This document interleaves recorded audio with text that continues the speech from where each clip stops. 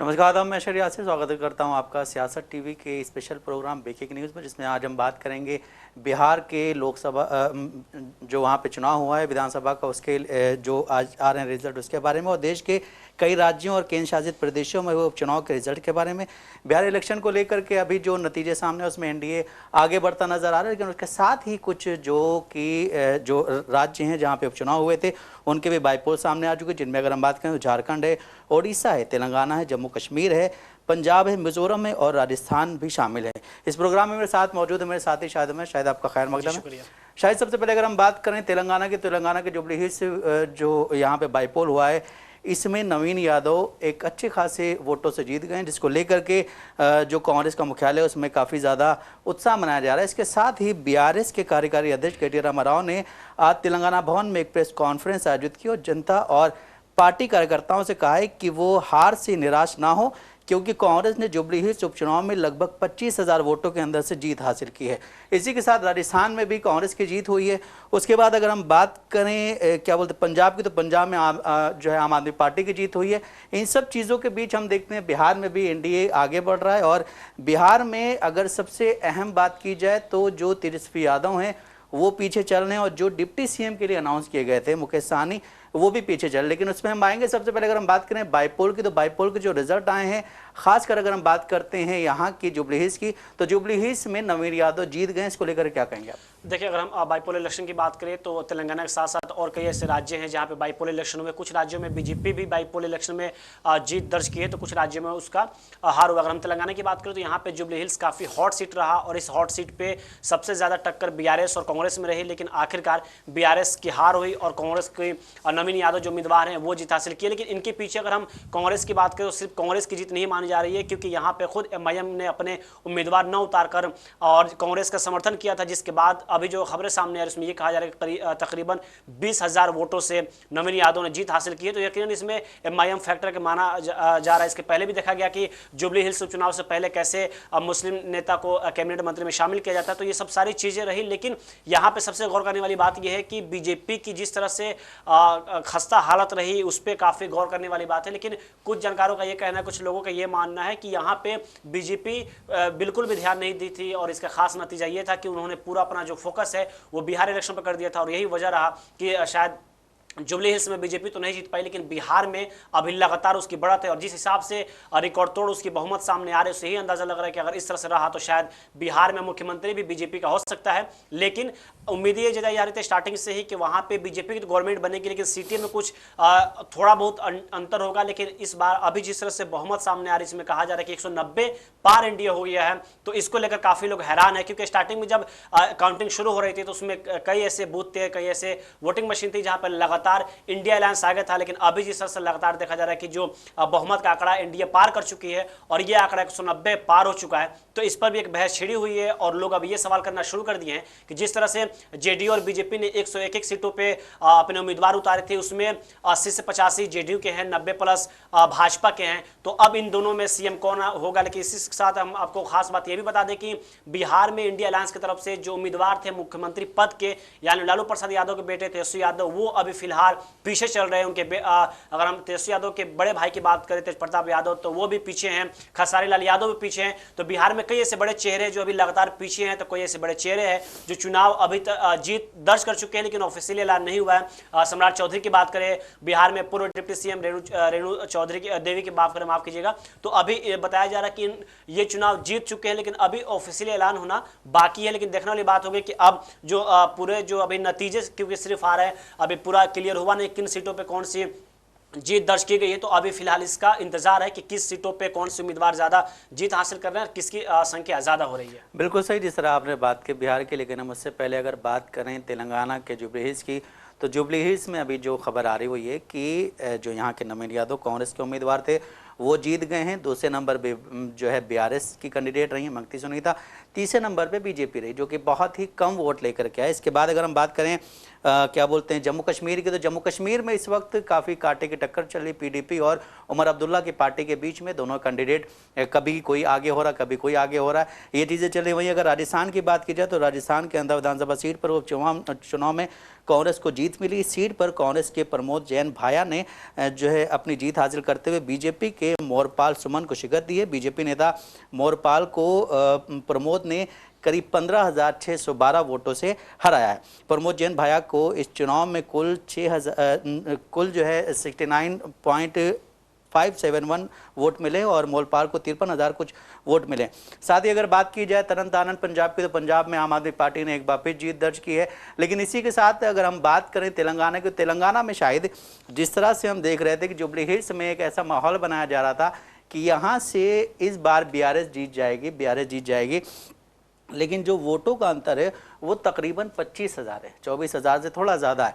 तो आप ये क्या अब जो है जिस तरह से हमने अभी बात की थी केटीआर का जो एक अभी उन्होंने प्रेस कॉन्फ्रेंस की है, उसमें उन्होंने वहाँ के कार्यकर्ताओं को जो है शाबाशी दी और ये कहा है कि आप होश मत खोइए, आगे चल के कुछ अच्छा होगा। लेकिन इस हिसाब से एक वो चलाया जा रहा था कि यहाँ पे कांग्रेस पार्टी मजबूत नहीं है, कांग्रेस पार्टी जो है वो यहाँ जीत नहीं पाएगी। कांग्रेस पार्टी ने यहाँ के जीतने की वजह से अजहरुद्दीन को जो है यहाँ पे कैबिनेट में शामिल किया, बहुत सारी बातें की जा रही। तो उसके बाद फिर बीजेपी के हमने जो भी बयानात देखे, बीजेपी के जो केंद्रीय राज्य मंत्री उनके जो बयानात थे वो किसी ने भी डेवलपमेंट पे बात नहीं की। अभी हमने सुबह भी यही बात की थी, किसी ने भी डेवलपमेंट पे बात नहीं की, सबने इस चीज़ पे बात की है कि हम ये कर देंगे, हम वो कर देंगे। उन्होंने टोपी लगाई है, वो एमआईएम के साथ में वगैरह वगैरह बहुत सारी बातें की गई हैं। लेकिन उन सब चीज़ों के बीच अगर बीजेपी के सबसे कम वोट मिलते हैं, बीजेपी के कैंडिडेट को सबसे कम वोट मिले, इसका मतलब ये कि यहाँ पे बीजेपी का उतना ज़्यादा वो नहीं है। क्योंकि हमने देखा कि यहाँ का जब विधानसभा चुनाव हुआ था तो बीजेपी को अच्छी खासी सीटें मिली थी, पिछली बार से ज़्यादा सीटें मिली थी। इसके बाद लोकसभा चुनाव में भी यही हुआ कि बीजेपी को यहाँ से ज़्यादा सीटें मिली। लेकिन अभी जो बाईपोल हुआ उस बाईपोल में बीजेपी कहीं भी नजर नहीं आ रही। देखिए जुबली हिल्स की जहाँ तक अभी आपने कांग्रेस की मजबूती की बात की, तो कांग्रेस किसी भी अगर हम इलाके में किसी भी स्टेट में बात करें जहाँ पे रूलिंग पार्टी होती है और वहाँ पे बाईपोल इलेक्शन होते हैं, तो कहीं ना कहीं उसका थोड़ा दबदबा ज़्यादा होता है क्योंकि इसके फेवर में ज़्यादा वोटें मिलती है। कांग्रेस ने अभी जिस तरह से अभी आपने कहा कि 24,000 वोटों से नवीन यादव की जीत हुई है, तो वो सिर्फ कांग्रेस की वोट नहीं है। अगर कांग्रेस में इतनी ताकतवर होती जुबली हिल्स में तो शायद उसको एमआईएम से समर्थन न लेना पड़ता। हम देखा कि वहाँ पे एक उम्मीदवार जो उन्होंने नॉमिनेशन किया, बाद में उनका नॉमिनेशन रद्द होता है, फिर बाद में वो बीआरएस में शामिल हो गए। बीआरएस अपने उम्मीदवार के साथ साथ सिर्फ अकेले केटीआर या फिर और हरीश राव, इन तमाम नेताओं की बात करें, वो अकेले चुनाव लड़ रहे थे। लेकिन कांग्रेस की अगर हम बात करें तो रूलिंग पार्टी है, एमआईएम का समर्थन मिला, स्थानीय जो नेता उनका समर्थन मिला, तो तमाम तरह की कांग्रेस के पास समर्थन रहा। लेकिन बीआरएस की अगर बात की तो अभी हाल ही में उसने लोकसभा चुनाव काफी बुरी तरीके से हार का सामना करना पड़ा, विधानसभा चुनाव में भी तेलंगाना में बीआरएस को हार का सामना करना पड़ा। उसके बाद जुबली हिल्स, लेकिन गौर करने वाली बात यह भी कि जहां एक तरफ लगातार 2023 में कांग्रेस की सरकार तेलंगाना में बन रही थी, वही जुबली से एक ऐसा सीट रहा जहां पे बीआरएस ने अपनी जीत दर्ज की। तो आप इसे साफ अंदाजा लगा सकते हैं कि जुबली हिल्स में अगर कहा जाए कांग्रेस पूरी तरह से मजबूत थी, तो ऐसा शायद गलत होगा, क्योंकि एमआईएम का अगर समर्थन ना मिला होता तो शायद जुबली हिल्स में इस वक्त जो हम नतीजे देख रहे हैं उलटफेर हो सकते थे। ऐसा नहीं कि नहीं क्लियर यही होता, उलटफेर हो सकते थे। लेकिन बीआरएस की जहां तक बात की जाए तो खुद केटीआर ने कहा था कि अगर जुबली हिल्स में हम चुनाव जीतते हैं तो पूरे तेलंगाना की बदलाव होगी।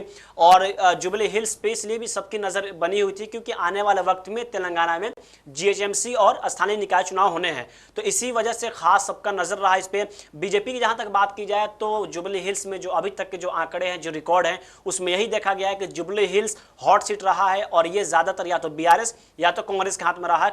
बीजेपी अभी तक यहां पे अपना खाता खोले नहीं, लेकिन अभी जिस तरह से बीजेपी की तरफ से भी पूरी कोशिश की जा रही थी, लेकिन खास बात यह भी रही कि बीजेपी के उम्मीदवार के लिए जुबली हिल्स में कोई भी ऐसे बड़े नेता नहीं आए जो चुनाव कैंपेनिंग करें, क्योंकि हमने देखा कि बीआरएस के लिए केटीआर, हरीश राव, तमाम जो यहाँ के नेता हैं उनको बुलाया गया। बंडी संजय आए थे, किशन रेड्डी आए थे, ये बड़े नेता हैं यहाँ के, तो बीजेपी के बड़े नेता वो बात नहीं। देखिए किसी भी इलाके में जब चुनाव की बात होती है, जब तक आला कमान से कोई दिल्ली केंद्र से ना आए, अदर स्टेट से लोग ना आए, यहाँ पे जो कास्ट समीकरण है उसके नेता को ना बुलाया जाए, वो तो लोकल की अगर हम बात करें, बंदी संजय हो, किशन रेड्डी है, तो आमतौर पर इनका कोई उतना फैक्टर नहीं है। लेकिन देखा गया कि बीआरएस के लिए भी तमाम जो बड़े नेता हैं अलग से कैंपेनिंग कराया गया, कांग्रेस के लिए भी है। और जुबली हिल्स चुनाव में एक बात और खास रहा कि राजा सिंह जो कि बीजेपी के विधायक हैं, पार्टी से तो अभी नहीं है, उस दरमियान भी उनका एक बयान आया था जो कि वो भी काफी नाराज नजर आ रहे थे। इस टिकट बंटवारे को लेकर भी किशन रेड्डी पर उन्होंने एलिगेशन लगाया, तो बीजेपी का यहाँ पे हार का एक फैक्टर रहा। दूसरी बात यह कि आला कमान भी इस सीट पे उतना तवज्जो नहीं दी थी, जिसकी वजह से उनको हार का सामना करना पड़ा। लेकिन स्टार्टिंग से ही बीआरएस और कांग्रेस का जुबली हिल्स गढ़ रहा है। बीआरएस इस बार इसलिए भी पीछे हो गई क्योंकि अगर एमआईएम समर्थन नहीं किया होता तो शायद इस वक्त नतीजे कुछ और होते। लेकिन अब देखने वाली बात होगी कि नवीन यादव को जिस उम्मीद के साथ वहां की जनता ने उनको जिताया है, जिस उम्मीद के साथ अपने सर पे बैठाया है, तो आने वाले वक्त में क्या वहां पे वो विकास के गंगा बहाते या फिर उनकी भी सिर्फ एक कागजी कार्रवाई की बयानबाजी रहती है। और जुबली हिल्स या आसपास के जो इलाके हैं, जैसे अभी कुछ इलाकों में अभी भी लगातार सड़कों की समस्या, लगातार जो परेशानियां हैं, वो सच में वहां उसको बदल पाते हैं या नहीं। बिल्कुल सही, जिस तरह आपने बोला अभी कि जिस हिसाब से नवीन यादव को यहाँ पे जुबली हिल्स से वो जीत करके सामने आया, तो उसके बाद वो क्या क्या काम करेंगे, जो रुके हुए काम है वो कब किस तरह से चालू करेंगे। वही एमआईएम के जो अध्यक्ष हैं असदुद्दीन ओवैसी, उन्होंने एक बयान दिया था कि बीआरएस ने यहाँ 10 साल में कुछ भी काम नहीं किया। उसके बाद फिर काफ़ी सारी बातें बीआरएस की तरफ से भी कही गई थी। लेकिन इस बीच एक सबसे अहम चीज़ ये भी है कि बिहार विधानसभा चुनाव 2025 के नतीजों ने एनडीए को बड़ी राहत दी है। गठबंधन को मिली भारी जो अभी जारी बढ़त है, वहाँ पर जश्न का माहौल मनाया जा रहा है। वहीं एक नई राजनीतिक चुनौती भी सामने आ गई है। ये चुनौती किसी और की नहीं बल्कि लोक जनशक्ति पार्टी रामविलास के प्रमुख और केंद्रीय मंत्री चिराग पासवान से जुड़ी है। साथ ही जिनके प्रदर्शन ने इस चुनाव में सभी को चौंका दिया है। वो बड़ा सवाल ये है कि क्या चिराग पासवान को बिहार सरकार में जगह दी जाएगी? क्या एनडीए नई शक्ति संतुलन व्यवस्था तैयार करेगा? आने वाले दिनों में इन सवालों के जवाब तय करेंगे कि बिहार की राजनीति किस दिशा में आगे बढ़ रही है। जिस हिसाब से हम देख रहे हैं कि बिहार में एनडीए जो है वो क्या बोलते हैं कि सुपड़ा साफ करते हुए महागठबंधन का जा रही है। इसी वजह खबर ये भी कि वहाँ पे कांग्रेस पार्टी 4 सीटों पे आगे चल रही है और एमआईएम जो है वो 5 सीटों पे आगे चल रही है। तो इससे ये भी अंदाज़ा लगाया जा सकता है कि जब बोला गया था आपको कि आप हमें शामिल कर लें गठबंधन में, तो नहीं शामिल किया गया। उसके बाद फिर आज वही पार्टी आगे चल रही है, तो ये भी कांग्रेस के लिए एक ड्रॉबैक है। लेकिन दूसरी चीज़ ये भी है कि कांग्रेस पार्टी कहीं ना कहीं अपनी कुछ ऐसी गलतियां होती हैं जिनकी वजह से वो पीछे है। जब आपने देखा कि शुरू में बहुत अच्छा रिस्पांस मिला था लोगों का, उसके बाद फिर जो सीट शेयरिंग का मामला है उसमें आप पीछे आ गए। उसमें पीछे आने के बाद फिर बहुत सारी चीज़ें गड़बड़ हुई वहाँ पर। उसके बाद फिर जिसकी वजह से जो ऑडियंस है वो या फिर जो क्या बोलते हैं वहाँ वोटर्स है वो सारे आपसे हट गए। उसके बाद फिर एनडीए ने वहाँ पे बहुत ही जो चैलेंजिंग फेज था उस हिसाब से काम किया। अब देखना ये भी अहम है कि एनडीए जीत जाती है, नीतीश कुमार मुख्यमंत्री बनते हैं कि नहीं। इसी बीच एक खबर ये भी आई कि नीतीश कुमार की पार्टी की तरफ से एक ट्वीट किया गया था। वो ट्वीट ये था कि ना भूतो ना भविष्य नीतीश कुमार बिहार के मुख्यमंत्री थे, हैं और रहेंगे। जेडीयू ने ट्वीट कर चुनावी नतीजों से पहले ही एक तरह से संदेश देने की कोशिश की है कि एनडीए में भले ही बीजेपी 20 रहे लेकिन मुख्यमंत्री का चेहरा नीतीश कुमार ही होंगे। हालांकि जेडीयू ने थोड़ी देर के बाद अपना ट्वीट डिलीट कर दिया, लेकिन उसका स्क्रीनशॉट सभी के पास रह गया है। तो जिस हिसाब से बात की जा रही है कि नीतीश कुमार मुख्यमंत्री रहेंगे नहीं रहेंगे, डिप्टी सीएम के तौर पे चिराग पासवान को लोग वहाँ के क्या बोलते हैं एक्सेप्ट करेंगे कि नहीं करेंगे, बीजेपी उनको डिप्टी सीएम बनाएगी कि नहीं बनाएगी, ये सारी चीज़ें चल रही। इसी बीच खबर ये भी है कि ओसामा साहब जो कि क्या बोलते रघुनाथ सीट से आगे चल रहे थे, उनमें बताया जा रहा है कि वो जीत गए हैं, वो आरजेडी से जीते हैं। उसी बीच सम्राट चौधरी का भी खबर आ रही कि वो भी जो है तारापुर से जीत गए हैं, तकरीबन क्या बोलते हैं 38,000 कुछ वोटों से जीते हैं। वहीं तीसरी खबर ये भी कि अनंत सिंह भी जो कि अभी जेल में बंद हैं, जिन पे मर्डर का केस चला था वो भी जीत गए हैं काफ़ी अच्छे वोट मार्जिन। शायद अगर इस तरह के लोग जीत करके, जिस तरह अनंत सिंह की बात कर रहा हूँ, उन पे केस चल रहा है, वो अभी जेल में है, वो जीत गए, उनको काफ़ी ज़्यादा संख्या में लोगों ने वोट किया है। तो इस पे अगर वो जीत करके वहाँ जाते हैं क्या बोलते हैं विधानसभा में, तो क्या मैसेज जो है बीजेपी की तरफ से दिया जाएगा या जेडीयू की तरफ से इस पे क्या सफाई दी जाएगी? देखिए, अनंत सिंह की अगर बात करें तो अनंत सिंह का देखा गया जब से वो गिरफ्तार हुए, वो उनको पुलिस जब हिरासत में ली, लेकिन उसके बाद खुद ललन सिंह वहाँ प्रचार करने गए, उनके काफ़ी एक विवादित बयान सामने आया, लेकिन उस पर कोई भी बात नहीं की गई। लेकिन अभी जिस तरह से एनडीए की गवर्नमेंट जो बढ़त बनाई हुई है, इसी बीच रवि का बयान सामने आया है, तो ये देखने वाली बात होगी कि अभी जिस तरह से सम्राट चौधरी, क्योंकि जो अभी नतीजा सामने आ रहा है उसमें यह भी कहा जा रहा है कि सम्राट चौधरी जीत चुके हैं, लेकिन अभी ऑफिशियल ऑफिशियल ऐलान नहीं हुआ है, लेकिन अभी जिस तरह से एनडीए लगातार बढ़त बढ़ाई हुई है तो उसमें देखने वाली बात होगी। फिलहाल हम चलते हैं, देखते हैं रवि ने क्या कहा है।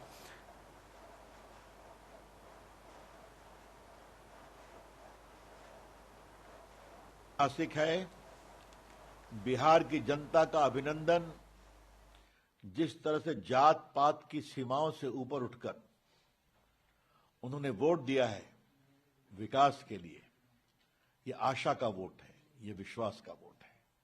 विश्वास है नरेंद्र मोदी जी के नेतृत्व में, जिस तरह से उन्होंने बिहार के विकास की गारंटी लिया और बिहार गए, जनता को जगाया, जमीन पर लोगों ने भोजन प्राप्त किया, सड़क पाया, बिजली पाई, वंदे भारत बाकी ट्रेन पाई।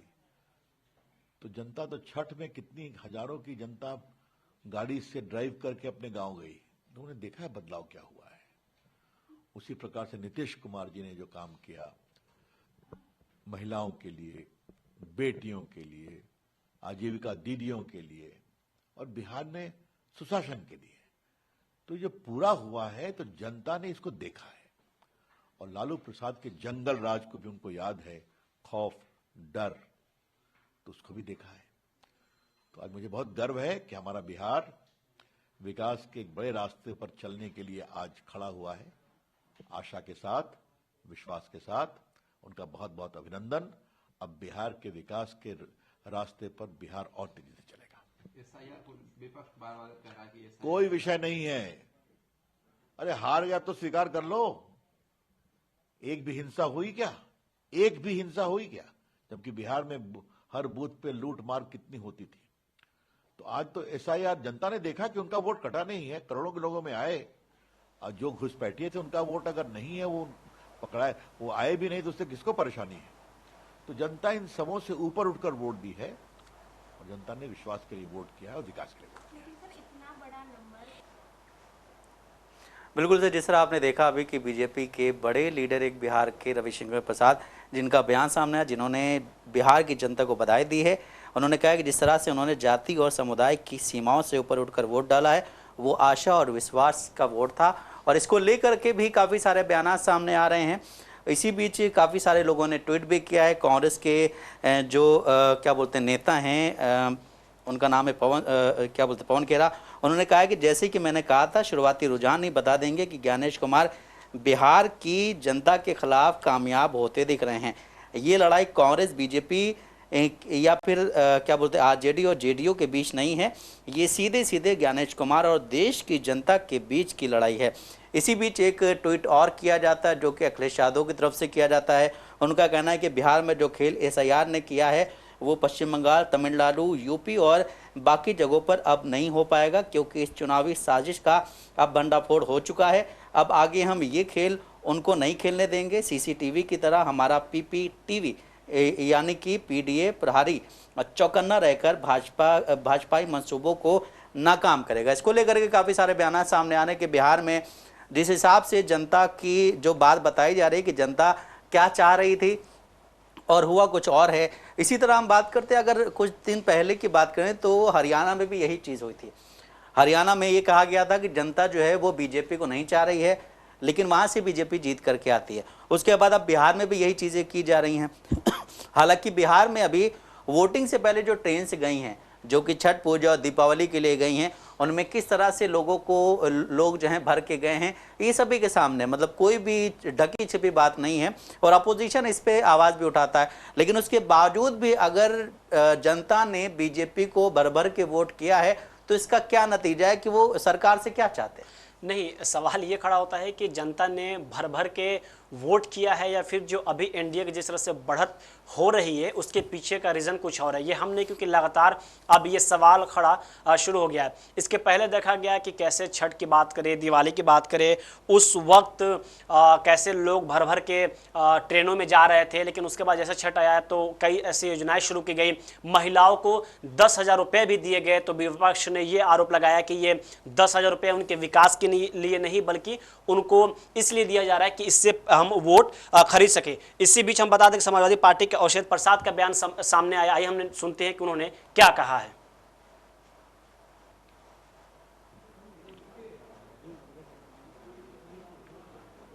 जिस समय चुनाव की घोषणा हो गई और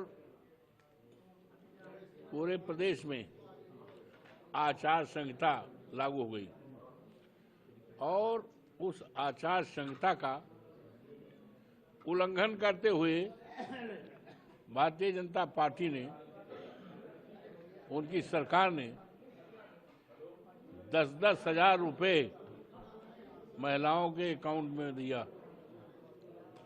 इससे बड़ा भ्रष्टाचार लोकतंत्र में और आज तक कभी भी देश की आजादी के बाद कभी भी जाहिर नहीं रहा और बड़े पैमाने पर लाखों लाख वोट कटाए गए। बाबा साहब भीमराव अंबेडकर ने मतदान का अधिकार दिया है, लेकिन अफसोस है बाबा साहब भीमराव अंबेडकर के मतदान का जो अधिकार दिया गया है उसको काटा गया है, वोट डालने का अधिकार से वंचित रखा गया। ये सब कारण हैं। इसके लिए सभी बैठकर रणनीति तय करेंगे और बहुत बड़ा संघर्ष की आवश्यकता है।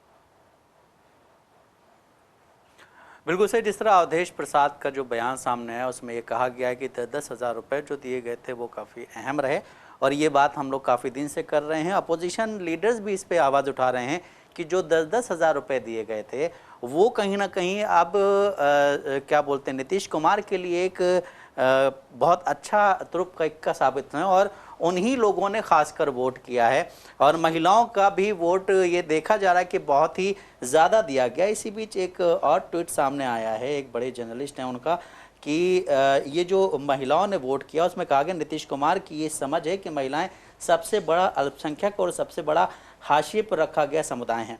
वास्तव में काबिले तारीफ है। 2005 में उन्होंने इसे बहुत ही सुनियोजित तरीके से साधा है और उनका कहना है कि मेरा मानना है कि इसका इस चुनाव में बड़ा प्रभाव है और इसी वजह से 71% महिलाओं ने अपना वोट डाला है और जिस हिसाब से वोटिंग बिहार में हुई थी शाहिद वो काफ़ी भर के वोट किया गया। जब क्या बोलते दोनों फेज में काफ़ी अच्छी वोटिंग हुई थी, लेकिन अब जिस हिसाब से बातें सामने आ रही हैं, कई सारे लीडर्स की भी बातें सामने आ रही हैं कि ये चीज़ें हुई हैं, ये चीज़ें होनी चाहिए। इसी बीच एक ट्वीट और सामने आया है जो कि बिहार के जो जिनको सीएम घोषित किया गया था महागठबंधन का, उनका ट्वीट सामने आया। उन्होंने एक तरफ तो बिहार विधानसभा चुनाव में एनडीए और नीतीश कुमार की जेडीयू ने जादुई आंकड़ा पार कर लिया है, जीत पक्की कर ली है। वहीं आरजेडी के नेता और महागठबंधन के मुख्यमंत्री के उम्मीदवार तेजस्वी यादव आशावादी बने हुए हैं। साथ ही उन्होंने कहा है कि हम पूर्ण बहुमत की सरकार बनाने जा रहे हैं, तेजस्वी जी सीएम बनने जा रहे हैं। अभी केवल उन क्षेत्रों की गिनती हुई है जहां बीजेपी मजबूत है। आरजेडी एरिया में जानबूझकर काउंटिंग देरी से की जा रही है ताकि रात के अंधेरे में 2020 जैसा कांड कर सके। ईवीएम घोटाला शाम 5 बजे से शुरू होगा पिछली बार की तरह, लेकिन हम सब जवाब देने के लिए तैयार बैठे हुए हैं। एक तरफ आप जो हैं पीछे जा रहे हैं और दूसरी तरफ आपने जिनको जो है डिप्टी सीएम कैंडिडेट घोषित करवाया था वो भी शून्य पे रह गए हैं। प्रशांत किशोर की बात की जा रही थी, प्रशांत किशोर जो हैं कुछ बड़ा खेल कर सकते हैं। हालांकि प्रशांत किशोर ने सबसे पहले अपने आप को सेव कर लिया था कि या तो मैं अर्श पे रहूँगा या फर्श पे रहूँगा। इस हिसाब से देखा जाए तो प्रशांत किशोर अभी फर्श पे ही हैं और अब वो अपने इस बयान को दोहरा भी सकते हैं कि मैंने बात बोली थी। देखिए, हम बता दें कि रुझानों में एक बार फिर से एनडीए को पूर्ण बहुमत मिल चुकी है, लेकिन अभी आपने प्रशांत किशोर की बात की तो उन्होंने ये भी कहा था कि अगर जेडीयू की 25 से ज़्यादा सीटें आती है तो हम राजनीति से इस्तीफा दे दूंगा। तो वो देखने वाली बात होगी कि क्या प्रशांत किशोर राजनीति से इस्तीफा देते हैं नहीं। अर्श या फर्श की बात करें तो सबको पता है कि बिहार के वोटर ज़्यादा चुप्पी रहते हैं, वो बताते नहीं है, तो वो अभी शाम तक का इंतजार करने की ज़रूरत है। लेकिन अभी जिस तरह से हम इलेक्शन कमीशन के ऑफिशियल वेबसाइट की बात करें, रुझानों की बात करें, तो उसमें पूर्ण बहुमत एनडीए को मिलता हुआ दिख रहा है। लेकिन अब देखने वाली बात होगी, फिर से हम एक बार दोहरा रहे हैं कि क्या बिहार का मुख्यमंत्री किसी बीजेपी पार्टी से होता है या फिर जेडीयू के आला कमान की बात करें, नीतीश कुमार की बात करें, वही एक बार फिर से गद्दी पे बैठते हैं। लेकिन इसमें सबसे बड़ी बात यह खास बात यह रही कि अभी तक तेजस्वी यादव पीछे चल रहे हैं क्योंकि वो खुद मुख्यमंत्री चेहरे के दावेदार थे। अगर मुकेश सहनी की बात करें तो जब टिकट बंटवारे को लेकर उनसे सवाल किया गया तो उनका यह जवाब था कि टिकट कोई फिल्म का टिकट नहीं है कि हम बांट दें। तो अब जनता ये भी पूछ रही है कि अब वो भाई साहब फिल्म वाले कहाँ गए, उनसे भी सवाल किया जाए। मुकेश सहनी अभी बिल्कुल शांत है, वो मीडिया के सामने नहीं आ रहे हैं। हालांकि रात देखा गया कि वोटिंग से ठीक पहले रात में मीटिंग बुलाई जाती है। तेजस्वी यादव, मुकेश सहनी, तमाम लोग बैठते हैं, बात करते हैं। तेजस्वी यादव की बात करें तो रात तक वो पूरी तरह से आश्वस्त थे कि हम शपथ लेने वाले हैं, लेकिन अभी 18 तारीख को शपथ लेने वाले हैं, लेकिन अभी वो खुद अपनी सीट बचाने में कामयाब हो गए तो शायद वही उनके लिए बड़ी जीत होगी। क्योंकि लालू परिवार से अगर उनके बेटे भी, दोनों बेटे, क्योंकि तेज प्रताप यादव की तो ऑलरेडी सीटें खराब हो ही रही है, अगर तेजस्वी यादव की भी सीटें खराब हो जाए तो सबसे पहले अपनी विरासत बचाने में उनको लगने की जरूरत है। लेकिन इसी बीच आरजेडी की बात करें तो उनके तरफ से संजय यादव की भी अब काफी चर्चा हो रही है, क्योंकि कहा जाता था टिकट बंटवारे में उनका भी एक बड़ा हाथ था और वो हरियाणा के रहने वाले हैं। और कुछ लोगों का यह भी मानना है कि लालू प्रसाद यादव की पार्टी में टूट का एक अहम कारण वो भी है। तो अब उनसे भी सवाल लोग कर रहे हैं, लेकिन अब देखने वाली बात होगी कि जब मीडिया के सामने ये लोग आते हैं तो क्या बयान देते हैं। लेकिन अभी तक एक बार फिर हम बता दें कि रुझानों में पूर्ण बहुमत एनडीए को मिलती हुई दिख रही है। देखिए, एक सवाल मेरा आपसे है कि चूंकि आप बिहार पे इतना फोकस करते हैं, बिहार से आते हैं, तो क्या मुकेश साहनी को मल्लाह, केवट, निषाद अपना नेता मानते हैं? अगर मानते हैं तो फिर वो शून्य पे क्यों हैं? और अगर नहीं मानते हैं तो फिर महागठबंधन ने उनको डिप्टी सीएम का कैंडिडेट किस बेस पे घोषित किया था? एक तरफ आप ये कह रहे हैं कि ये टिकट कोई फिल्म का टिकट नहीं है, दूसरी तरफ आपकी पार्टी बिल्कुल शून्य पे है। तीसरी बात ये भी कि राहुल गांधी अगर बिहार जाते हैं अपना कैंपेनिंग करने के लिए, आपके साथ वो मछली पकड़ने के लिए चले जाते हैं।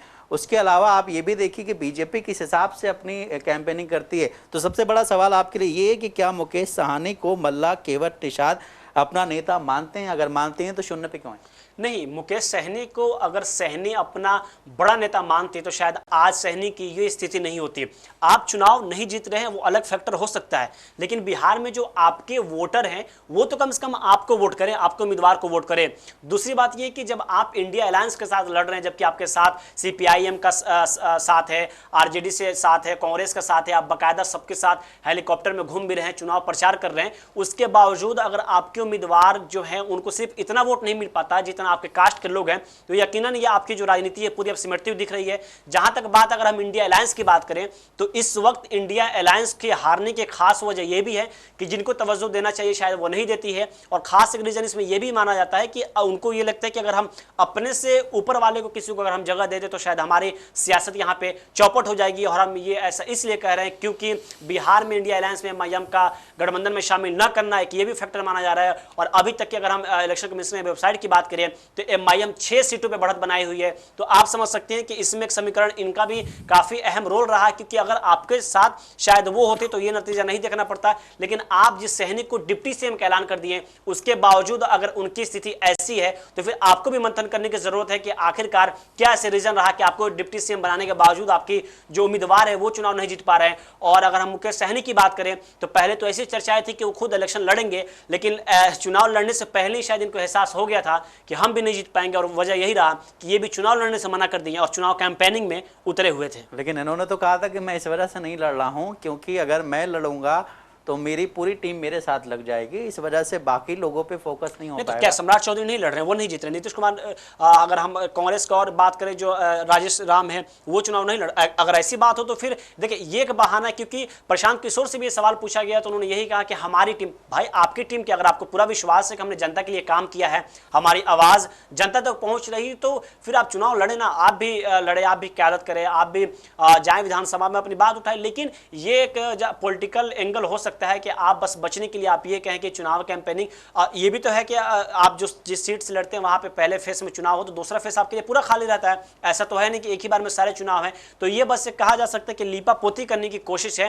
हालांकि उनको भी पता है कि हमारी असल हैसियत क्या है, और यही वजह रहा कि कुछ जगहों पर तो खुद इनके उम्मीदवार ने बीजेपी को समर्थन दे दिया, तो कुछ जगहों पर इनके उम्मीदवार ने दूसरे पार्टी को समर्थन दिया। लेकिन अभी भी सवाल यही है कि आखिरकार मुकेश सहनी को देखकर क्या उनके अंदर देखा गया था कि महागठबंधन ने उनको अपने पार्टी में शामिल किया। पार्टी में शामिल करना तो कोई बड़ी बात नहीं, लेकिन चुनाव से ऐन वक्त रहते हुए उन्होंने डिप्टी सीएम का उनको ऐलान कर दिया। और उसके बाद से भी बिहार में तेज सियासत हो गई थी, जिसके बाद से लगातार ये सवाल खड़े शुरू हो गए थे कि आखिरकार अल्पसंख्यक क्यों नहीं। लेकिन अभी जिस तरह से जेडीयू और बीजेपी की सीटें बढ़ रही है उसमें यह भी कहा जा रहा है कि जेडीयू को काफी ज्यादा मुस्लिम वोटर मिले हैं और महिलाओं की भी काफी तादाद ज्यादा है। और इसका खास रीजन ये है कि शुरू से ही नीतीश कुमार के हाथों में महिलाओं का जो कोर वोट है वो अपने हाथों में रहा है और वो खिसका नहीं है। और इस बार लेकिन जिस तरह से रुझान सामने आ रहा है बिल्कुल रिकॉर्ड तोड़ है। और एक इतिहास बिहार में ये भी रहा है कि जब जब वोटिंग ज़्यादा हुई है तब तक सियासत में उलटफेर हुई है। बिल्कुल सही, लेकिन इस बीच दो खबरें हैं काफ़ी अहम है। एक तो ये कि अख्तरुल इमान जो MIM के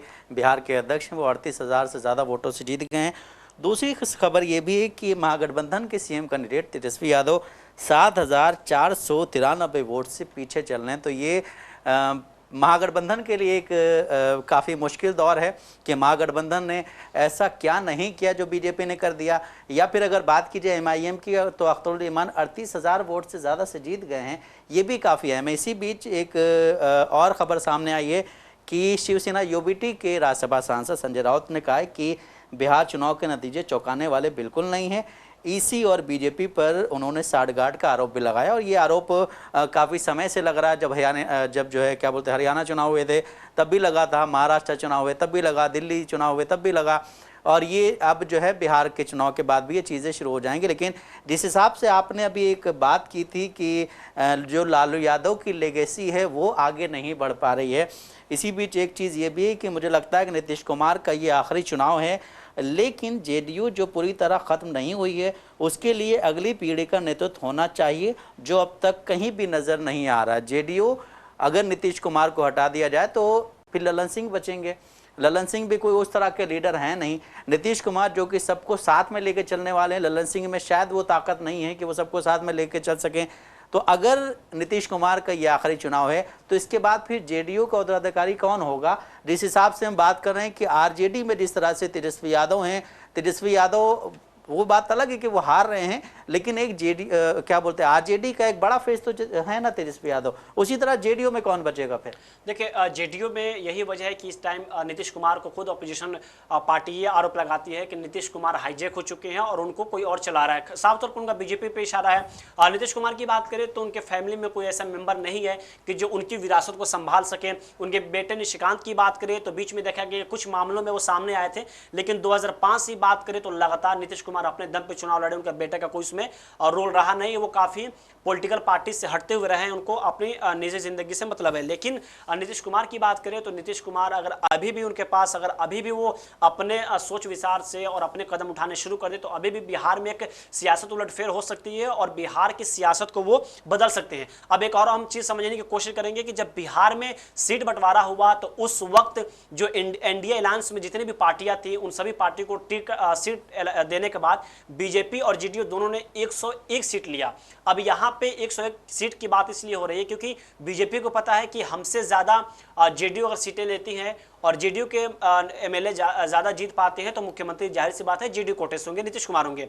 और कम सीटें पे बीजेपी मानेगी नहीं, JDU का ज़्यादा सीटें लेगी तो बीजेपी की हजम होगी नहीं। यही वजह रहा कि 101 सीट दोनों ने लिया। और अभी जो खबरें सामने आ रही है उसमें 101 में से 95 सीटों पे बीजेपी आगे है, तो वही 85 से ज़्यादा सीटों पे JDU आगे चल रही है। तो अब इसमें ये भी अब लोग देखने वाली बात होगी। लोग ये भी कह रहे हैं कि अब इन दोनों में इस बात की लड़ाई होगी कि हमारा CM कौन होगा, हमारे पार्टी से होगा। क्योंकि इलेक्शन से कुछ दिन पहले जब अमित शाह का एक इंटरव्यू चल रहा था उसमें जब उनसे पूछा गया तो उन्होंने घुमाने की कोशिश की और उन्होंने ये कहा कि इसका एक प्रोसेस होता है, नेता बैठते हैं, उसमें बात होगी, तब क्लियर चीज़ें होंगी कि कौन बनेगा, कौन मुख्यमंत्री होगा, कौन नहीं। तो ये एक उनको घुमाने की कोशिश की गई थी। लेकिन अभी तक जो रुझान सामने आ रहा है उसमें तो लगातार बीजेपी 96 यानी 46 पे जा रही है। वही अगर हम JDU की बात करें तो 84 पे है। LJP चिराग पासवान वो 19 सीटों पर आगे चल रहे हैं रुझानों में। तो अभी तक NDA पूरी तरीके से 200 का आंकड़ा पार कर चुकी है और 208 हो चुका है इनका आंकड़ा। अगर वही हम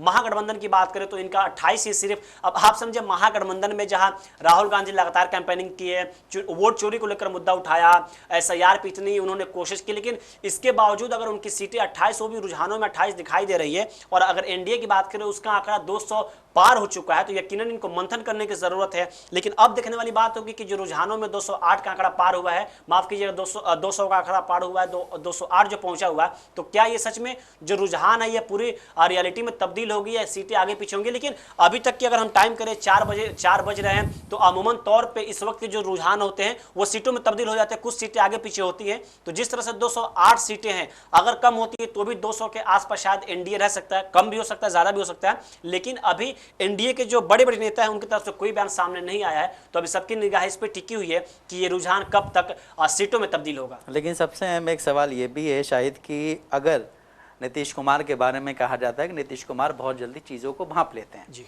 अब नीतीश कुमार की पार्टी की जितनी सीटें आएंगी और इधर गठबंधन की सीटें कम है, अगर वो भापेंगे भी तो क्या करेंगे, फिर वो इधर कैसे आ पाएंगे, क्योंकि इधर भी तो पूर्ण बहुमत नहीं आ रहा किसी के पास। इसके लिए अपोजिशन को भी चाहिए था कि कम से कम उतनी सीटें ले आएँ कि अगर नीतीश कुमार इधर आते हैं तो हम पूर्ण बहुमत से सरकार चला सकें वहाँ पे, लेकिन ऐसा कुछ होता नज़र नहीं आ रहा है। इसी बीच एक खबर सबसे अहम है वो जम्मू कश्मीर से आ रही है कि जम्मू कश्मीर में पीडीपी ने जम्मू कश्मीर के बडगाम उपचुनाव में नेशनल कॉन्फ्रेंस को हरा दिया है। और जिस हिसाब से हम कह रहे थे कि वहाँ पे नेशनल कॉन्फ्रेंस और पीडीपी के बीच मुकाबला है, कभी वो आगे चले थे कभी ये आगे चले थे, लेकिन इस बीच ये खबर आई है कि पीडीपी ने वहाँ जीत हासिल कर ली है। इसी के बाद जम्मू कश्मीर के क्या बोलते हैं नागरोटा में भाजपा की देवयानी ने Jammu Kashmir national panther party के हर्षदेव सिंह और जम्मू कश्मीर नेशनल कॉन्फ्रेंस की शमीम बेगम को तकरीबन 42,350 वोटों के अंतर से हरा दिया है। और वहीं पर नगरोटा की जनता ने आभार व्यक्त करा है बीजेपी का, और जिस तरह से प्रेम नहीं, भारतीय जनता पार्टी नगरोटा की जनता का आभार व्यक्त करती है। भारतीय जनता पार्टी के कार्यकर्ताओं का जो मूल रूप से ग्राउंड पे लगे थे उनका आभार व्यक्त करती है। भारतीय जनता पार्टी स्वर्गीय देवेंद्र सिंह राणा के योगदान का आभार व्यक्त करती है आज के दिन, जिन्होंने नगरोटा में एक उमंग जगाई थी, एक आशा की किरण जगाई थी। आज वो सारी चीजें इकट्ठे होकर भारतीय जनता पार्टी की जीत जो हमारे सामने आई है वो मुझे लगता है कि हम केवल भारतीय जनता पार्टी के लोगों की नहीं, समस्त नगरोटा की जनता की ये जीत है। हाँ, मैं जरूर एक बात कहना चाहूंगा, इस जीत के लिए जो नगरोटा के लोगों ने सुश्री देवयानी राणा पे विश्वास जताया है, जो स्वप्न स्वर्गीय देवेंद्र सिंह राणा जी ने नगरोटा के लिए देखे हैं, उन स्वप्नों को साकार करने के लिए और स्वर्गीय देवेंद्र सिंह राणा जी के पुत्री पर विश्वास जताने के लिए नगरोटा के लोगों को हम विश्वास दिलाना चाहते हैं कि समस्त भारतीय जनता पार्टी सुश्री देवयानी राणा के पीछे खड़ी है। नरेंद्र मोदी जी सुश्री देवयानी राणा के पीछे खड़े हैं। बडगाम पार्टी की जीत हुई है और वहीं पर नगरोटा की जनता वही जी साहब से बात की जा रही थी कि बाईपोल के जो रिजल्ट आ रहे हैं उनमें काफी सारा भारतीय जनता पार्टी नगरोटा की जनता का आभार व्यक्त करती है। भारतीय जनता पार्टी भारतीय जनता पार्टी के कार्यकर्ताओं का जो मूल रूप से ग्राउंड पे लगे थे उनका आभार व्यक्त करती है। भारतीय जनता पार्टी स्वर्गीय देवेंद्र सिंह राणा के योगदान का आभार व्यक्त करती है आज के दिन, जिन्होंने नगरोटा में एक उमंग जगाई थी। राजस्थान में बीजेपी की सरकार है, लेकिन वहां से जो बाईपोल हुआ है उसमें कांग्रेस जीत गई है। लेकिन जिस हिसाब से पंजाब के बाद चली, पंजाब में अगर आम आदमी पार्टी जो है सत्ता में है तो जीत गई, तो कोई उतना बड़ा उलटफेर नहीं है। लेकिन अगर बात की जाए उड़ीसा की, तो उड़ीसा में भी बीजेपी जीत गई है और वहाँ पे भी अगर हम बात करें मिजोरम की, मिजोरम में जो वहाँ की पार्टी है स्थानीय पार्टी वो जीत गई है। शायद जिस हिसाब से हम देख रहे हैं कि बाईपोल में जो आज जो है आ रहे हैं रिजल्ट, उसमें भी कहीं ना कहीं चीज़ें चेंज हो रही हैं। जिस तरह से हम बात कर रहे थे जम्मू कश्मीर में कि उमर अब्दुल्ला ने अपनी सीट गंवा दी है, उमर अब्दुल्ला की सीट से वो चुनाव लड़ रहे थे दूसरे इंसान, लेकिन वहाँ से वो अपनी सीट हार गए हैं। वहाँ से पीडीपी का कैंडिडेट सीट जीत गया है, उसी के साथ दूसरी जो सीट थी वहाँ से बीजेपी जीत गई है, राजस्थान में कांग्रेस जीत गई। तो अब ये उलटफेर कितना ज़्यादा कारगर साबित होगा आगे आने वाले चुनाव के लिए, या फिर जिस हिसाब से हम बात कर रहे हैं कि यहाँ पे तेलंगाना में जुबली हिल्स में नवीन यादव जीत गए, जिस तरह आपने बोला था कि जो जो वादे किए गए थे कांग्रेस की तरफ से वो कितने पूरे किए जाएंगे, कितने वादों पर सही उतरा जाएगा। जिस हिसाब से एमआईएम ने सपोर्ट किया था, एमआईएम पूरी तरह से उनके साथ खड़ी हुई थी, एमआईएम के लीडर्स भी उनका सपोर्ट कर रहे थे, जा करके डोर टू डोर कैंपेनिंग की जा रही थी। तेलंगाना के मुख्यमंत्री रेवंत रेड्डी ने भी काफ़ी ज़्यादा कैंपेनिंग की, वहाँ पे जितने भी यहाँ पे मिनिस्टर थे सारे वहाँ पे देखे गए। लेकिन उसके साथ ही जिस हिसाब से अगर बात की जाए जम्मू कश्मीर की, तो उमर अब्दुल्ला अपनी सीट हार गए। देखिए कुछ जगहों पे जो अलायंस की पार्टी होती है उसको बहुमत मिलता है, जीत जो बाईपोल इलेक्शन होते हैं उनको जीत मिलती है, लेकिन कुछ मामलों में देखा जाता है कि वहाँ से सरकार से अगर लोग नाराज़ हो तो वहाँ का जो समीकरण है वो पूरी तरह से बदल जाता है, क्योंकि अगर एक जगह पे सत्ता पक्ष के लोग हार रहे हैं तो दूसरी तरफ सत्ता पक्ष के लोग जीत रहे हैं। दूसरा ये भी देखा जाता है कि इन सब बाईपोल इलेक्शन में कई ऐसे इलाके होते हैं जहाँ पे उतना उसको लोग संदिग्धता से नहीं लेती है, जिसकी वजह से उनको हार का सामना करना पड़ता है। लेकिन इसी बीच बता दें कि इस वक्त की सबसे बड़ी खबर ये सामने आ रही है कि राघोपुर से 19वें राउंड की गिनती में तेजस्वी यादव आगे चल रहे हैं और अभी 10 राउंड की गिनती अभी बाकी है। तो जहां लगातार अभी तक तेजस्वी यादव पीछे चल रहे थे, अभी हमने पिछली बात में चर्चा की थी कि शायद वो पहले अपनी सीट बचा लें, तो अभी जो खबर सामने आ रही है उसमें यह कहा जा रहा है कि 19वें राउंड की गिनती में तेजस्वी यादव आगे चल रहे हैं। हालांकि आपको बता दें कि वहां पे अभी भी 10 राउंड की गिनती होना बाकी है। तो क्या लगता है 10 राउंड की गिनती उसमें मेकअप हो पाएगा इनका? हो सकता है मेकअप हो जाए, लेकिन अब वो देखिए हम स्वभाव भी यही बात कर रहे थे कि जब कोई भी मतलब गिनती होती है तो इलाका वाइज चीज़ें खुलती हैं।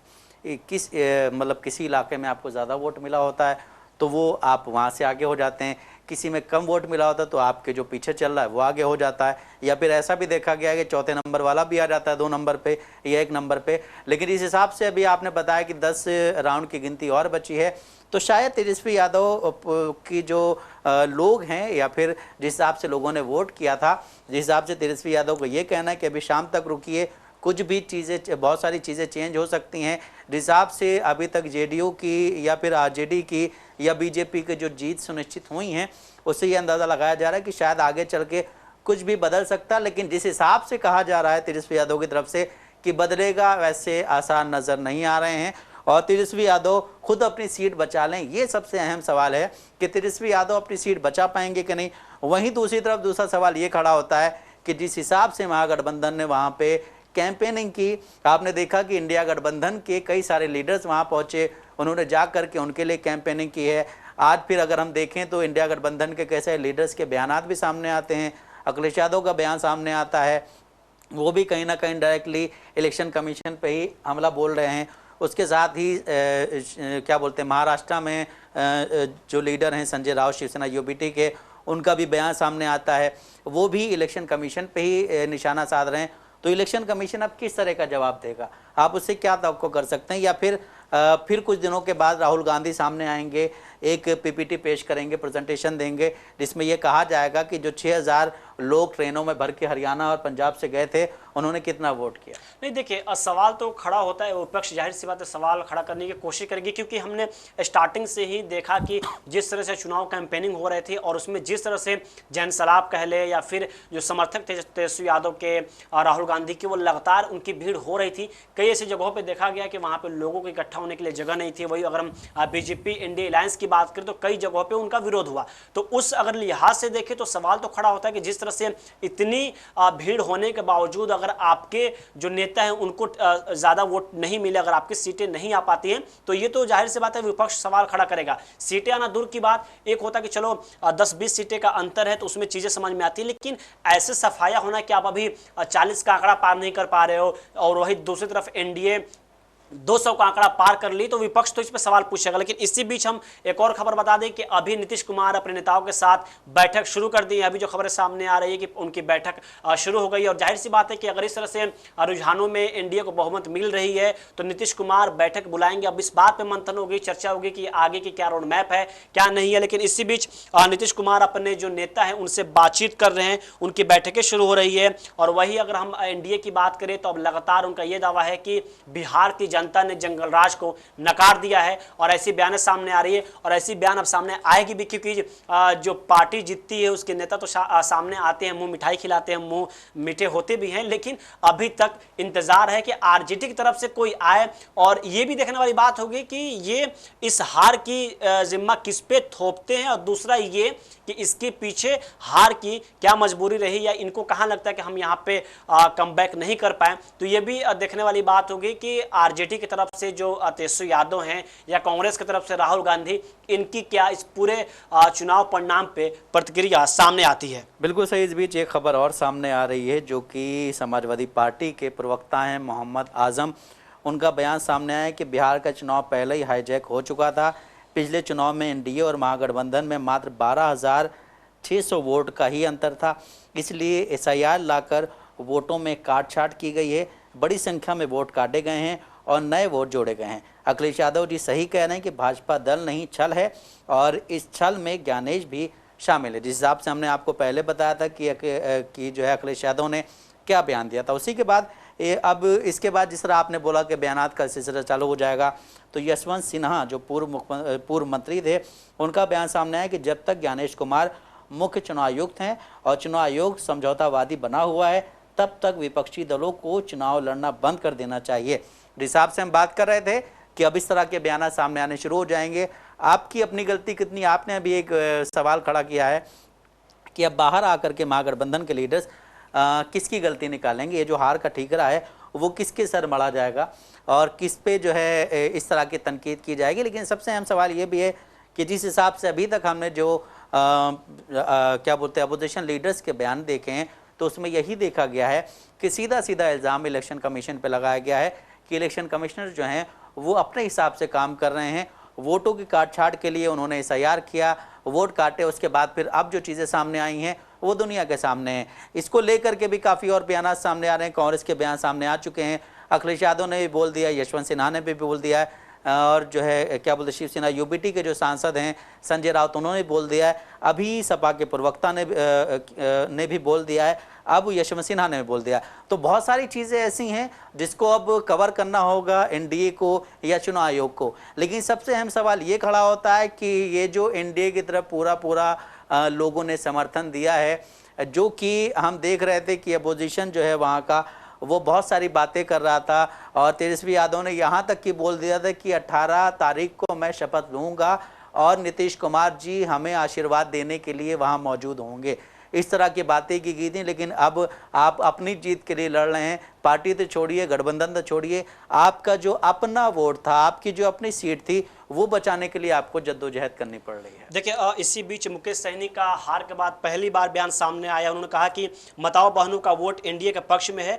बुरी हार के बाद मुकेश सहनी पहली बार मीडिया के सामने रूबरू हुए हैं और उन्होंने बयान देते हुए अपनी हार तकसीम कबूल कर ली है। और उनका बयान पहले ये सामने आया कि माताओं और बहनों का वोट एनडीए के पक्ष में है। ये वही मुकेश सहनी है जिनसे सवाल किया गया था टिकट को लेकर, तो उन्होंने ये कहा था कि हम फिल्म का टिकट नहीं बांट रहे हैं। लेकिन इसके हार के बाद, लेकिन ये अच्छी चीज़ रही कि हार के बाद तुरंत वो मीडिया से बात करने के लिए तैयार हो गए और हार का जिम्मा अभी तक किसी पे फौरन नहीं है जो अभी बयान सामने आ रही है। लेकिन देखने वाली बात होगी कि आगे चल के ये भी सीआई पे कोई क्लेम करते हैं कि नहीं। लेकिन इसी बीच एक और खास खबर हम ये बता दें कि नीतीश कुमार जो अपने आवास पे बैठक कर रहे हैं, उसमें सम्राट चौधरी और ललन सिंह खुद मौजूद हैं और तमाम एनडीए के नेता मौजूद हैं और उनके आवास यानी नीतीश कुमार के आवास पे ही ये बैठक हो रही है। जाहिर सी बात है चुनाव के बाद ये बैठक होनी तय है कि किसी में चीजें तय होंगी। इसके बाद कैबिनेट का भी मामला सामने आया कि किसको क्या मंत्रिमंडल दिया जाए क्या नहीं। लेकिन इसी बीच अभी जो मुकेश सहनी काफी मायूस नजर आ रहे हैं। उनका यही बयान है कि माताओं बहनों ने एनडीए को अपने तरफ चुना है। तो ये देखने वाली बात होगी कि आगे अब इसके बाद जो तमाम नेता हैं उनका क्या बयान आता है। लेकिन उपेंद्र कुशवाहा का बयान सामने आया, उन्होंने कहा कि जनता ने आरजेडी को नकार दिया है। बिल्कुल सही, जिस हिसाब से बयान सामने आ रहे हैं, अब यही मुकेश सहनी जी से ये पूछना होगा कि भाई आप जो कह रहे थे कि मुझे डिप्टी सीएम घोषित किया जाना चाहिए, तो आपने आखिर उसके लिए क्या किया है? आपने कितनी कैंपेनिंग की है? आप कितनी सीटें लेकर के आए? तो अगली बार से मुझे नहीं लगता है कि बिहार में अगर ये जो हैं क्या बोलते हैं मुकेश सहनी ये किसी के साथ जाएंगे और उस वक्त अगर ये बोलते हैं कि मुझे डिप्टी सीएम का कैंडिडेट घोषित किया जाए, तो शायद पार्टी इतनी सीरियस होंगी। दूसरी चीज़ ये भी है कि जिस हिसाब से हम बात कर रहे हैं कि कांग्रेस पार्टी पीछे चल रही है और वहीं एमआईएम जो है उसने अभी तक 4 सीटों पे आगे चल रही है, 6 सीटों पे आगे, 1 सीट पे जीत गई है वो, तो अब 5 सीटों पे ही आगे है।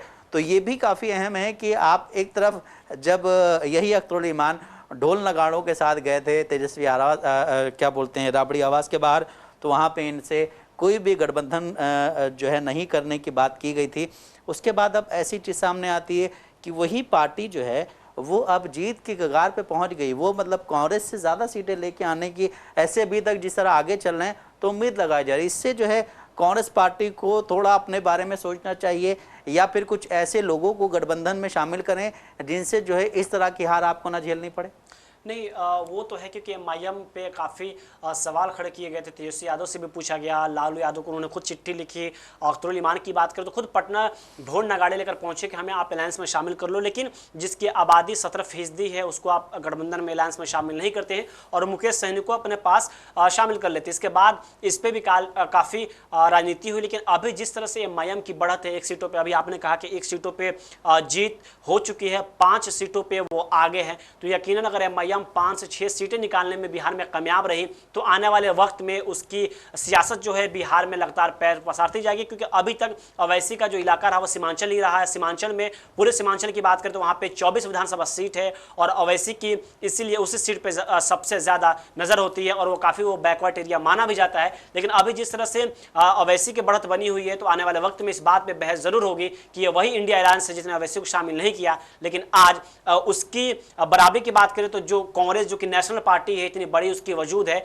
लेकिन वो आज पिछड़ती हुई नजर आ रही है। और अवैसी जो कि कम सीटों पर लड़े और अभी भी उनकी 5 सीटों पे बढ़त है, अभी 1 सीटों पे कहा जा रहा है कि वो जीत हासिल कर चुके हैं, हालांकि ऑफिशियली ऐलान नहीं हुआ। तो अगर 5 से 6 सीट लाने में भी अवैसी कामयाब रहे तो यकीनन आने वाले वक्त में बिहार की सियासत में एक बड़ी बदलाव होगी। देखिए, सबसे अहम चीज़ ये कि जब वो गठबंधन में जा रहे तो उन्होंने कहा था कि हमें 6 सीटें चाहिए, जिसको लेकर के ये बयानात दिए गए थे कि नहीं, हम उन्हें शामिल नहीं कर सकते हैं।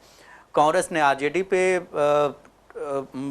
क्या बोलते हैं गोट फेंक दी थी और आरजेडी ने फिर अपनी तरफ से उस चीज़ों को क्लियर किया, बहुत सारी चीज़ें बोली गई, लेकिन अभी वही जो एमआईएम है वो 6 सीटों पे आगे चली, जिस तरह अभी आपको शाहिद ने बताया। वहीं दूसरी चीज़ ये भी है कि जिस हिसाब से एमआईएम है उसको आज जो है काफ़ी खुशी हो रही होगी, क्योंकि एक तो आप 6 से 6 सीटों पे आगे चल रहे हैं, 1 सीट पे जीत हुई है लेकिन अभी ऑफिशियल अनाउंस नहीं हुआ है। दूसरी चीज़ ये है कि तेलंगाना के जुबली हिल्स में जो चुनाव हुआ था, आपने जिसे सपोर्ट किया था, जिसकी वजह से आपने अपना कैंडिडेट वहाँ पे नहीं खड़ा किया है, तो वो भी जीत गए नवीन यादव, तो उसकी एक अलग खुशी होगी, क्योंकि हैदराबाद जो है वो आपका गृह राज्य है और यहाँ से ही आपने अपनी राजनीति शुरू की है। फिर आप बिहार गए, बिहार के बाद अब अगर आप यहाँ से 5 या 6 सीटें जीत जाते हैं तो शायद आप आगे जा कर के, अभी हाल फिलहाल में इलेक्शन होने वाले हैं क्या बोलते पश्चिम बंगाल में, वहाँ पे भी आप अपने कैंडिडेट खड़े कर सकते हैं और उसके बाद फिर उत्तर प्रदेश जो कि बहुत बड़ा राज्य है वहाँ पे भी कैंडिडेट आप खड़े कर सकते हैं, क्योंकि आपने यहाँ पे जीत हासिल की है। इसका असर वहाँ दिखेगा कि नहीं, ये सबसे अहम सवाल। देखिए, इसी बीच अमित शाह का भी बयान सामने आ गया है और उन्होंने इस जीत को लेकर कहा कि मोदी सरकार की नीति में विश्वास का प्रतीक, ऐसा अमित शाह का बयान सामने आया। आगे उन्होंने ये कहा कि बिहार की जनता ने देश का मूड बताया है, क्योंकि इनका साफ तौर पर इशारा आने वाले वक्त में जो पश्चिम बंगाल चुनाव और तमाम राज्यों में चुनाव है, तो शायद लगता है कि उसका इन्होंने संकेत दिया है और इन्होंने ये कहा कि बिहार की जनता ने देश का मूड बताया है। आगे उन्होंने ये भी कहा है कि ये एसआईआर देश में अनिवार्य है, क्योंकि देखा गया एसआईआर के मुद्दे को लेकर भी बिहार में इंडिया अलायंस ने काफी भुनाने की कोशिश की, लेकिन अब जिस तरह से इंडिया का प्रचंड बहुमत मिलती हुई दिख रही है तो इसको लेकर अमित शाह ने भी बयान दिया है कि एसआईआर देश में अनिवार्य है, क्योंकि पश्चिम बंगाल में भी देखा गया कि इसका काफी विरोध हो गया। ममता बनर्जी ने भी इसके खिलाफ बात की। अगर हम तमिलनाडु की बात करें तो यहाँ पर भी स्टालिन ने इसके खिलाफ बात की। तो अब एसआईआर का मुद्दा भी छिड़ा गया और अमित शाह ने संकेत दिया है कि आने वाले वक्त में और जो राज्य बचे वहां पे हम खुलकर एसआईआर कराएंगे और इसका फायदा कहीं ना कहीं बीजेपी को दिख रहा है। और यही वजह है कि एक बार फिर अमित शाह ने एसआईआर मुद्दे को लेकर इंडिया अलायंस को घेरने की कोशिश की है और एक बार फिर प्रधानमंत्री मोदी की अमित शाह ने तारीफ की है। देखिए, जिस हिसाब से अगर हम लोग बात कर रहे थे कि बिहार में अगर एनडीए को जीत ना मिलती वहां पे, तो ये सिर्फ बिहार का ही मामला नहीं होता, ये दिल्ली का मामला हो जाता और दिल्ली में जो प्रधानमंत्री की कुर्सी है उसमें कहीं ना कहीं कुछ दरारें आने शुरू हो जाती हैं। लेकिन जिस हिसाब से एनडीए वहाँ पे जीत की ओर बढ़ रहा है, जो कि अभी तक जो रुझानात आ रहे हैं उसमें एनडीए प्रचंड जो है क्या बोलते बहुमत से आगे निकल गया है। अब ये भी देखना सबसे अहम है कि उसके बाद बिहार के लिए जो वादे किए गए थे, जो देश के प्रधानमंत्री नरेंद्र मोदी ने वादे किए थे, देश के गृह मंत्री अमित शाह ने वादे किए थे और बीजेपी के और बहुत सारे लीडर्स या फिर एनडीए गठबंधन के चिराग पासवान ने जो वादे किए थे, उन वादों पे कितनी खरी उतरती है वहाँ की सरकार। और सबसे अहम सवाल ये कि जिस तरह अभी आपने बोला कि अभी इस वक्त जो है जेडीयू के ऑफिस में नीतीश कुमार के जो आवास है वहाँ पे मीटिंग हो रही है। उस मीटिंग में एनडीए के कई लीडर्स मौजूद हैं, डिप्टी सीएम जो वहाँ के थे क्या बोलते सम्राट चौधरी, वो भी मौजूद हैं। तो अब सीएम फेस या डिप्टी सीएम फेस पे क्या क्या चीज़ें होंगी, क्या डिप्टी सीएम फेस चेंज किए जाएंगे जो बीजेपी के हैं, या फिर सीएम फेज पे कुछ ऐसी चीज़ें होंगी कि 2.5 साल वाला कुछ हो सकता है। लेकिन अगर 2.5 साल वाला खेल चलेगा तो मुझे नहीं लगता है कि नीतीश कुमार उस चीज़ पे मानेंगे। और सबसे अहम चीज़ ये भी है कि जिस हिसाब से अभी जो रुझान आए हैं उसमें बीजेपी 92, जेडीयू 83 और जो चिराग पासवान की पार्टी है 19, हम पार्टी जो है मांझी की वो 4 और जो कुशवाहा की पार्टी है वो 5 पे आगे चल रही। वहीं दूसरी तरफ अगर बात करें महागठबंधन की तो 27 पे आरजेडी है, 5 पे इंडिया है, जो कांग्रेस है, इंडिया अलायंस की कांग्रेस वो है, और वहीं सीपीआईएम 1 पे है और सीपीआईएमएल 1 पे है। वहीं अगर अदर्स की बात की जाए तो जो है क्या बोलते हैं एमआईएम 5 सीटों पे आगे चल रही है, बीएसपी जो है वो 1 सीट पे आगे चल रही है। तो काफ़ी सारे उलटफेर आज देखने को मिले हैं बिहार के विधानसभा चुनाव के रिजल्ट में।